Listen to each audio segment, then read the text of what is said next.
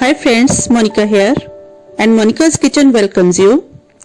Going to make immunity booster and healthy laddus this time, which are commonly used in winters, and all the ingredients which I will use to make them are easily available at home.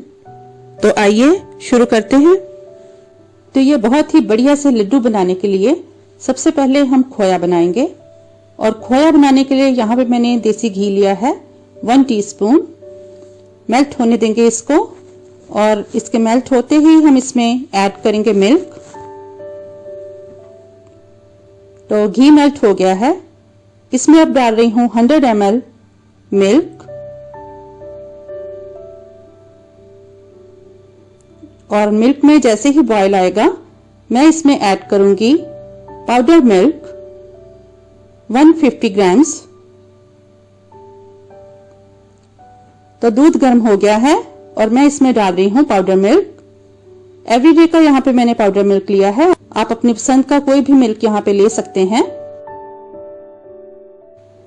और बस इसको mix करते हुए medium flame पर बनाएं। और यहाँ पर यह ध्यान रखें कि आप इसको हमेशा ही नॉन स्टिक पैन में बनाएं, अदरवाइज इसके नीचे लगने का थोड़ा डर रहता है। और मीडियम फ्लेम पर इसको बनाएं और थोड़ी देर के बाद आप देखेंगे कि ये थिक होना शुरू हो गया है। तो बस इसी तरह से इसको थोड़ा और थिक करना है हमें।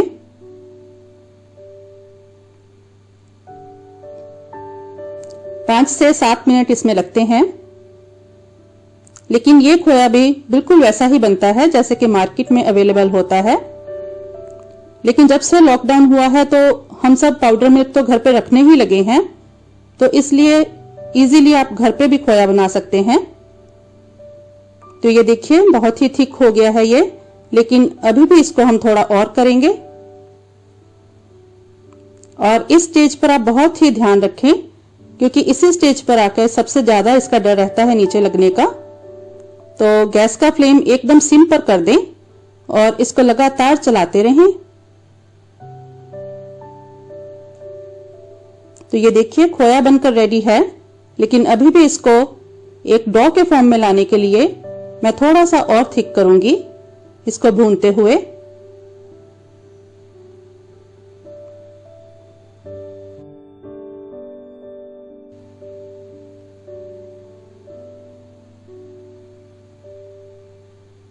और अब अल्टीमेटली ये खोया बनकर तैयार है।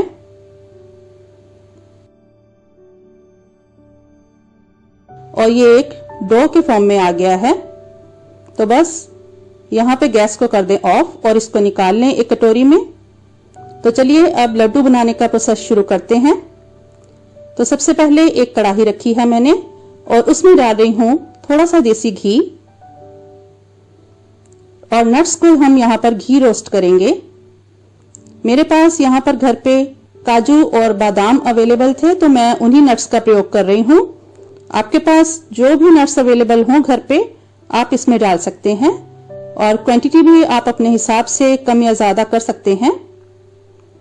तो बादाम डाल दिए हैं इसमें मैंने और इसके साथ ही मैं डाल रही हूं थोड़े से पीसेस काजू के और कुछ देर के लिए इनको अच्छे से फ्राई कर लें। बहुत ज्यादा इनको ब्राउन नहीं करना, क्योंकि इनके टेस्ट में फर्क आ जाता है। फिर बस हल्का सा रोस्ट करें और साथ ही निकाल लें। रोस्ट करने से इनमें बहुत अच्छा क्रंच आ जाता है और टेस्ट भी बहुत बढ़ जाता है। जितने भी नट्स होते हैं ये फुल ऑफ प्रोटीन होते हैं, तो फुलर फीलिंग भी देते हैं। तो बस इनको अब मैं निकाल रही हूं।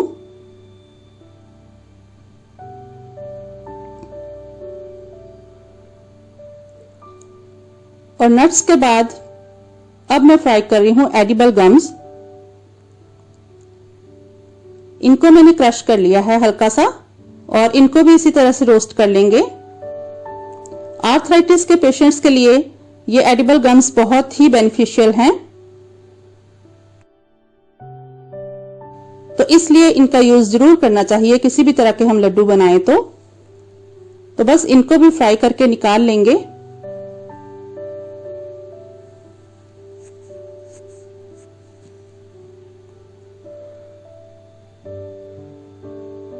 और गम्स के बाद मैं फ्राई कर रही हूं 100 ग्राम्स मखाने। मखाने हमारी सेहत के लिए बहुत ही बढ़िया होते हैं और ये फुल ऑफ कैल्शियम होते हैं जो कि बोन्स के लिए बहुत अच्छे रहते हैं। और आर्थराइटिस के लिए या बुजुर्ग लोगों के लिए जिनको बोन्स की प्रॉब्लम है उनके लिए मखाने किसी भी तरह आप यूज करें, बहुत ही बढ़िया रहते हैं। उनके लिए मखानों का यूज जरूर करना चाहिए, बेशक किसी भी फॉर्म में करें। तो अब इन सारे नट्स को जो हमने रोस्ट किए हैं घी में, हम क्रश कर लेंगे। ये देखिए, इनको दरदरा मैंने पीसा है, बहुत ज्यादा बारीक पाउडर नहीं बनाना, बस इस तरह से इनको क्रश कर लें। तो अब मैं डाल रही हूं घी। आधा किलो मैंने आटा लिया है, तो उस हिसाब से 400 ग्राम्स घी का इसमें यूज हो जाएगा। तो पहले मैं 200 ग्राम्स घी डाल रही हूं और आटा मैंने लिया है आधा किलो। इसको ऐड करने के बाद मैं और घी ऐड करूंगी। तो आटा मैंने इसमें डाल दिया है और इसको मिक्स कर लें अच्छे से। और मिनिमम 200 ग्राम से घी अभी हम और ऐड करेंगे इसमें।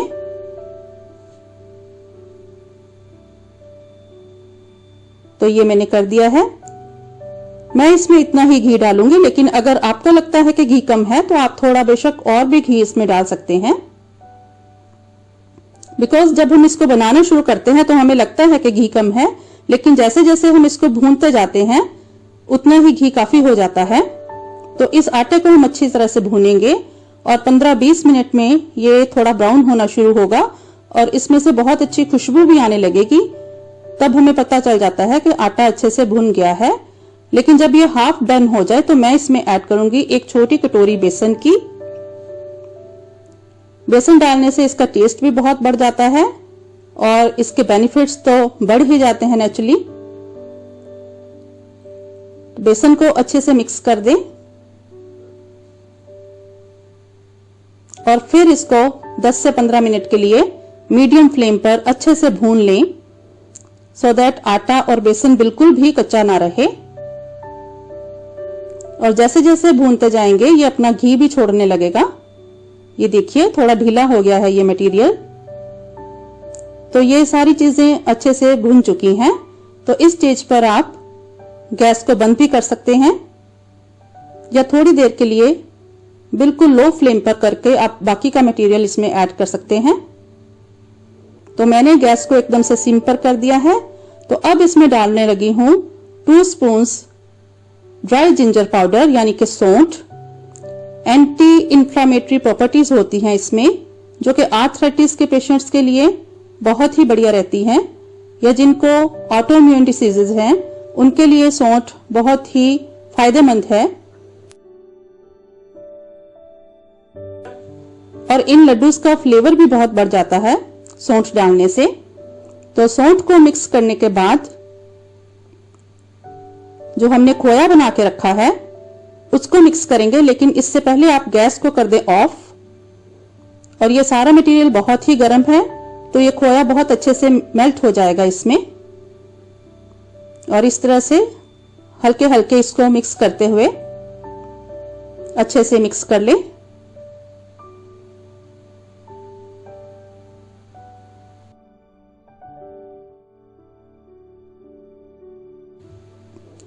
तो खोए को मिक्स करने के बाद मैं इसमें डाल रही हूं रेजिन्स, यानी कि किशमिश। और उसके बाद हम इसमें डालेंगे सारे नट्स जो कि हमने घी रोस्ट करके और ग्राइंड करके रखे हैं। और नट्स के साथ ही इसमें मैं डाल रही हूं चीनी। मैंने यहाँ पर 200 ग्राम चीनी का यूज किया है, पाउडर शुगर का, लेकिन आप अपने टेस्ट के अकॉर्डिंग इसको कम या ज्यादा कर सकते हैं। बिकॉज जो हमने खोया बनाया है तो पाउडर मिल्क भी शुगरी टेस्ट में होता है, तो इसके लिए आप बहुत ध्यान से इसमें शुगर ऐड करें और चेक करते हुए ऐड करें। तो बस शुगर ऐड करने के बाद इसको कुछ देर के लिए आप रख दें और ठंडा होने के बाद ही हम इसके लड्डू बनाएंगे। तो इसको मैंने ठंडा होने के लिए रख दिया है और 5 से 10 मिनट लगेंगे इसको। बीच बीच में आप इसको हिलाते रहें और उसके बाद लड्डू बनाएं। तो अब मैं शुरू कर रही हूँ इसके लड्डू बनाना। हाथों को अच्छे से देसी घी लगा के और इस तरह से थोड़ा थोड़ा मटेरियल हाथ में लेते हुए उसको आप लड्डू की फॉर्म दें। अगर आपको यहाँ पे लगे कि आपका मटेरियल थोड़ा ड्राई है तो आप इसमें घी मेल्ट करके ऐड कर सकते हैं, या फिर आप वार्म मिल्क इसमें डाल सकते हैं थोड़ा सा, और मिल्क डाल के उसको अच्छे से मिक्स कर लें तो ये थोड़ा सा ढीला हो जाता है मटेरियल और लड्डू बहुत अच्छे से बन जाते हैं। और इसकी गार्निशिंग कर रही हूं मैं कटे हुए बादाम के साथ, और इसी तरह से सारे लड्डू बना लूंगी। साइज आप पे डिपेंड करता है, आप जितना इसका रखना चाहें।